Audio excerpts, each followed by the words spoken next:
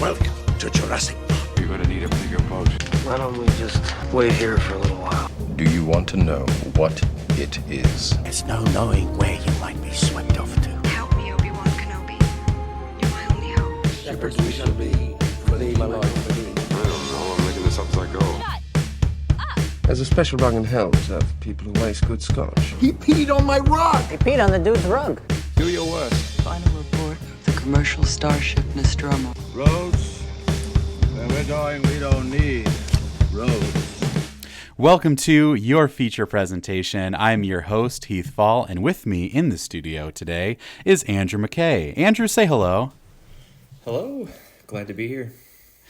Andrew, what are we doing here? We're going to talk Dune Part 2. Ooh. Yeah, releases tomorrow. Yes, so this is the weekly show. This is February 28th, and we are going to be talking about the latest wide release, Dune Part 2. So neither of us have seen this movie, so this is just informative of what our thoughts are going to be, expectations, and such. Yeah, hopes, dreams, desires. So let's talk a little bit real quick. Our goal is to have like a weekly show where we talk about wide releases, what's coming out, and we're going to have like a suggestion for what we think you should watch. This week is pretty easy because there's just one major wide release, which is Dune Part 2. So it'd be pretty sad if we were just like, we recommend you just stay home this weekend. Don't do But it. I think we're both pro this movie. So yeah, let's just start off with talking about why we're doing this. We love movies. We want to talk about them.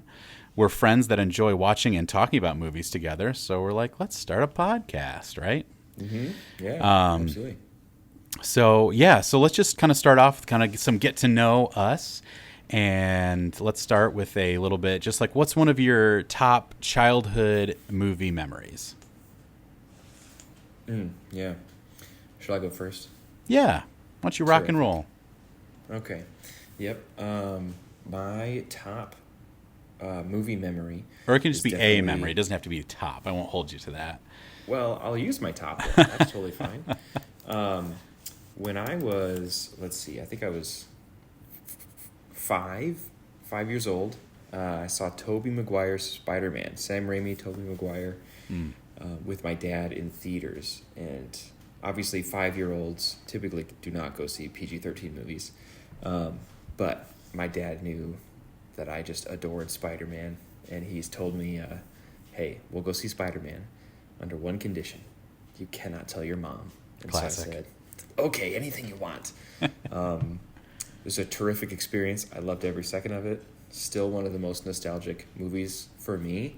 And as soon as I got home, I walked in the door and I said, Mom, I saw Spider-Man. And that I don't think I saw a theater movie until I was like 14 years old after that. Your dad's like, you're done. No more. Yeah, you're cut off. You're cut off. That's the best. Honestly, I think, yeah, I definitely have some great memories of like going to movies, like playing hooky or something. And even when your parents involved, it's still like, oh my gosh, I shouldn't be here right now, but I'm going to see a movie. Like, that's a fun time. Yes. That's a great memory. Absolutely. That's great. I think, I don't know why this one always stood out to me. It's part of it's a frustration, part of it's just like a fun memory looking back. So when The Return of the King came out, I was 13, so that's my age. And I wanted to see it so bad.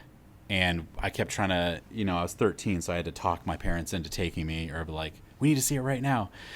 We finally went. I think it was the Friday. No, I think it was Saturday. We saw it on Saturday. So it was like a whole day, which was like torture. And we were trying to go see it Friday. It was sold out in our theater. And so I remember we went home that Friday. It was like 4 o'clock in the afternoon. And I booted up our dial-up internet and downloaded the trailer for Return of the King just to taste it. And our internet was so slow. It, no joke, took like a half hour just to load the QuickTime trailer of Return of the King. And I was like, and it was like loading slowly. So I kept like watching a few seconds of it, and then like, it took forever. then the frustration was we finally went to go see it, and it was awesome. But my mom and sister went to go to the bathroom during the charge of the Rohirrim. Yeah. They're like, "Oh, this is a battle, so this is good to leave." And I'm like, "Are you like 13-year-old me was just like, I don't know what you want me to do." As a gas, I was baffled. Yeah. I was recently told I used the word baffled too much, so I'm doubling down on it. Great. So Use I'm it baffled. Three much. Yeah. So now we'll get into the guts of the show. We're going to talk about Dune is coming out tomorrow. We're excited and kind of talk about what's going on there and what we're thinking about it. Yeah. I think my initial thoughts are excitement over additions. So Austin Butler, Florence Pugh, Dave Bautista. Who else? Christopher Walken. Yeah, I was going to say they added so many people. Yeah, it seems very like they're really expanding into the universe, which is great. And I know a lot of people had a hard time with the first movie just being like a space opera kind of with like a lot less going on. Yeah. But this one seems like it's really getting set up for like in many ways the climax of the story of Dune. So yeah, I'm absolutely pumped. Yeah, and actually, this is also. Oh, go ahead. Yes. Also seeing Zendaya do something. Yeah. Act. Yeah, that's gonna be terrific. Big Did fan you of see her Zendaya. dress for the premiere, the London premiere? No. Look up her dress as we're talking. It's ridiculous. For the Dune Part 2 premiere? Yeah. Yeah, it's ridiculous. Look it up, and I want to get your reaction. So yeah, this is the Part 2 movie. Oh my gosh. Yeah. Did you look it up?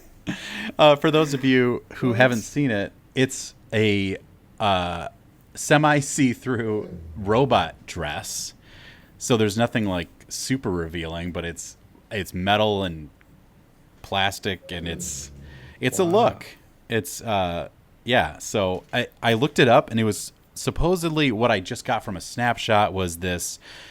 It's from a 80s, I believe, fashion week, and it was to represent towards the future or something, and so she was bringing it back as a homage to that, and I'm like, okay. She looks like an android, like from Doctor Who. Yeah. Like a lot of people are like, hey, it's C-3PO. So, yeah, I'm glad we got that. Your reaction. Oh my. Wow. Oh my. But yeah, so they're adding, like you said, Christopher Walken, Florence Pugh, Austin Butler. So this is the part. It's called Part 2, also because this is the book, the first book in this series called Dune, and they split it into 2 movies. And this is the second part. Yeah, and they kind of it's interesting because they're kind of changing some characters around, but the characters they added, specifically like the Princess Irulan and Fade Ralph, Austin Butler, Florence Pugh, those were, if I remember correctly, those were already in the book. Like the princess keeps having those flashbacks, if you remember, or she's like writing in her journal, and you keep getting that. So yes. I don't think we saw her in the book within the story. We heard her journal or talk about it, but then she shows up at the end of the book, and then here and Fade Ralph I think was pretty much from the beginning in the book, and they're kind of saving that till the end. So just kind of interesting how they're shifting it a bit, but I feel like at least Part 1 to me was it felt very faithful to the book. I'm not a huge Dune person, but I read the first one before watching the movie, like just basically because of the movie. I was like, oh, I'll read the book first. And I just reread it like a month ago. And you've read the book, right? Yeah, I read it. I think about a year before the movie. Yeah. But it was like a classic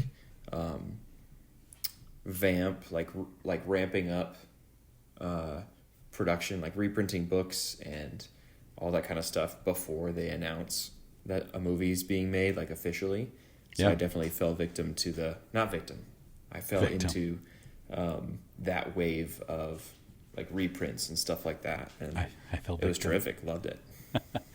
Yeah, I don't know about you, but one of my pet peeves is when they make a movie or something based on and they re-release the book with the people from the movie on Yeah, it. like I don't their know why. faces on it. It bugs me. Like, especially they did it with Lord of the Rings, and they did the Rings of Power.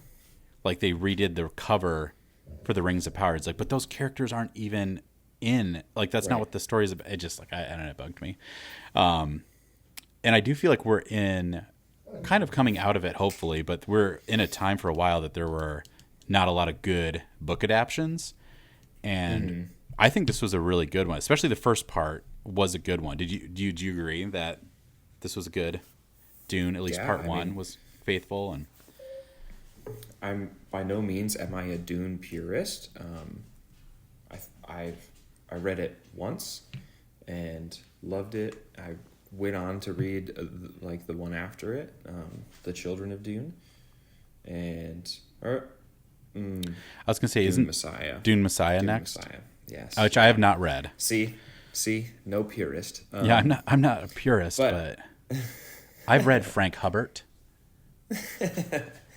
Yeah, and it's I would say that from what I remember of the book, it was very good. I remember being very impressed, but also just the opportunity to read it before trailers and before you even see the visuals, and then seeing it all come to life after that. Like, Yeah. that's a very interesting interpretation of ornithopters and something like that. Or Yeah. So did you see the trailer before you read the book? no. Okay, because I saw the trailer before I read the book. Yeah. So it was interesting. So I kind of already had a vague idea. You know, I wouldn't say I pictured Timothy Chalamet when I was reading it, but it was already in my brain, so it wasn't a shock. Yeah. You know, there's a lot of times like when it's like, that's not that person. That's not who I envision, you know, and I didn't have any of that. Did you feel like you had some of that going in, or were you like, no, that makes sense? Well, so I'm a fan of Twin Peaks. David Lynch. Oh, there you go. I was exposed around the same time I read the book to around the same time I read Dune. I was exposing myself to a good number of David Lynch things. So I had found out that the guy from Twin Peaks was Paul Atreides while I was reading Oh, the book. yes, the Kyle original. MacLachlan. You're talking. Yeah. Yeah. Mhm. Kyle MacLachlan. So maybe like partway through the book, like halfway, I got young Kyle MacLachlan in my head Oh, okay. as Paul Atreides, but it was like just a young, dark-haired, like scrawny kid. Yeah. You know? It was pretty easy, like whether it was Timothy Chalamet or Kyle MacLachlan, to get on board with that. Yeah. I think it was casted really well. A lot of the people are just like, yeah, that makes sense. Like from part one, and from what I'm seeing of part two, I'm really interested to see Christopher Walken.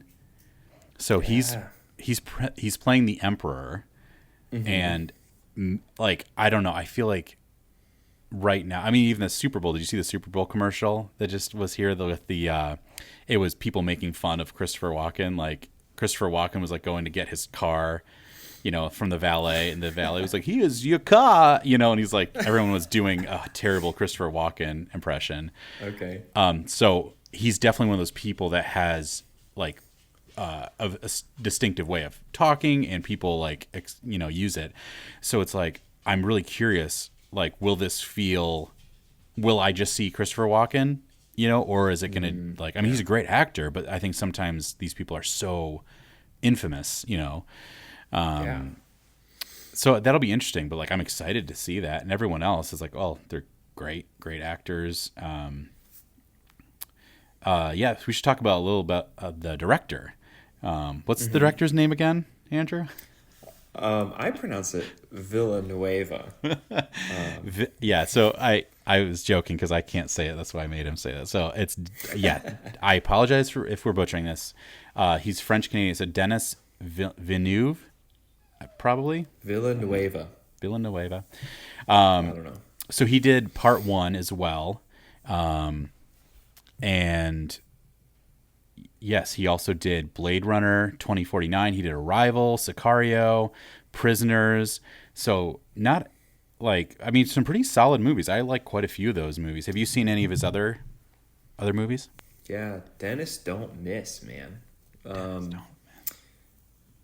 Yeah, huge fan of Blade Runner 2049. Arrival was amazing. It's probably top 10, maybe top 5 sci-fi movies. Whoa, okay. Excluding like the chains. Like I can't put 6 Star Wars movies into my top 5 sci-fi. That's true, because there's 6. Yeah, there are only 6 actually. We should argue about this sometime too, but because I would also put Star Wars under a fantasy. Oh yeah. Confrontational. Yeah, Star Wars is like practically sci-fi, but it's life. It's man. like narratively fantasy. I get what you're saying. Yeah. The story is like a fantasy story. Yeah, I mean it's fantasy sci-fi, but I feel like, man, I think I've always wondered if you could do Star Wars with no technology. Like, could you replace everything with, I don't know, 1200s era technology? Yeah. I don't know.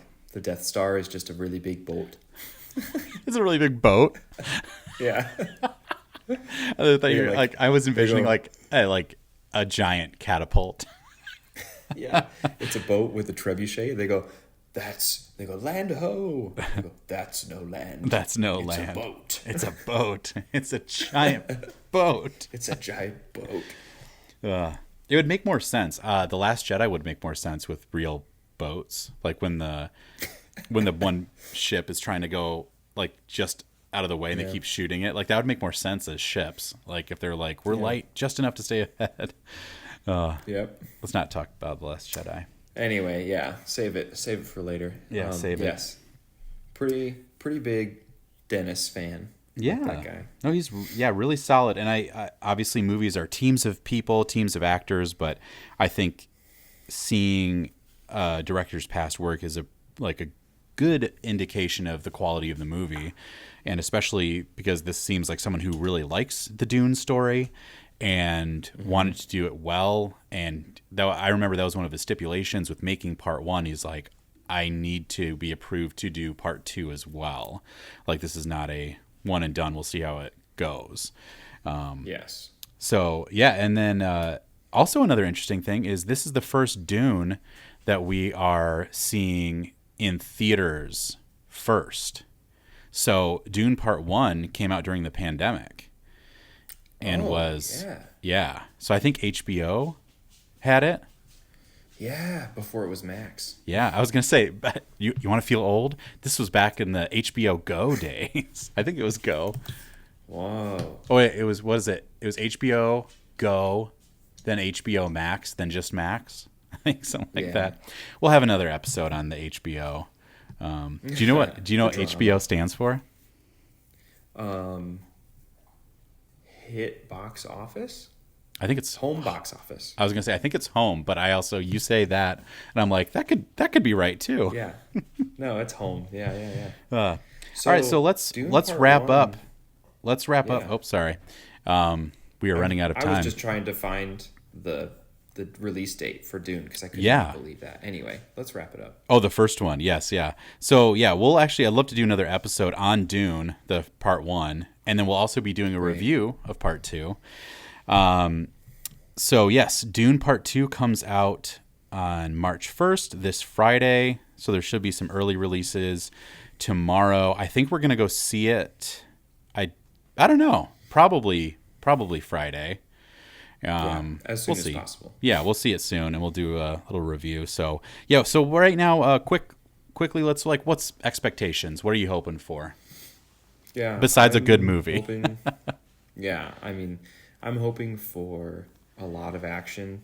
I'm hoping for weapons, explosions, hand-to-hand combat, flying ornithopters everywhere, like big stuff. Because Dune Part 1 was so much setup, beautiful setup, but it was so much setup to what I anticipate as like everything big. Yeah, I think I'm hoping it matches the quality of the first, and I'm hoping there's some book. I like without giving stuff away. I like the first part of the book better than the second part. Yeah. In the book, so I was like, I'm hoping maybe the second movie is just a little different or a little more what I would desire from like a movie experience as opposed to reading a book. But yeah, I think it looks like it's tracking good. I'm excited to see it, and yeah, we'll be doing a review on it. So let's go watch it. Yeah, let's do it. All right, signing off. We'll see you guys later. Bye. Welcome to Jurassic Park. You're gonna need a bigger boat. Why don't we just wait here for a little while? Do you want to know what it is? There's no knowing where you might be swept off to. Help me, Obi-Wan Kenobi. You're my only hope. Shepherds we shall be, for thee, my Lord, for thee. I don't know. I'm making this up as I go. There's a special rung in hell reserved for people who waste good scotch. He peed on my rug. He peed on the dude's rug. Do your worst. Final report of the commercial starship Nostromo. Roads? Where we're going, we don't need roads.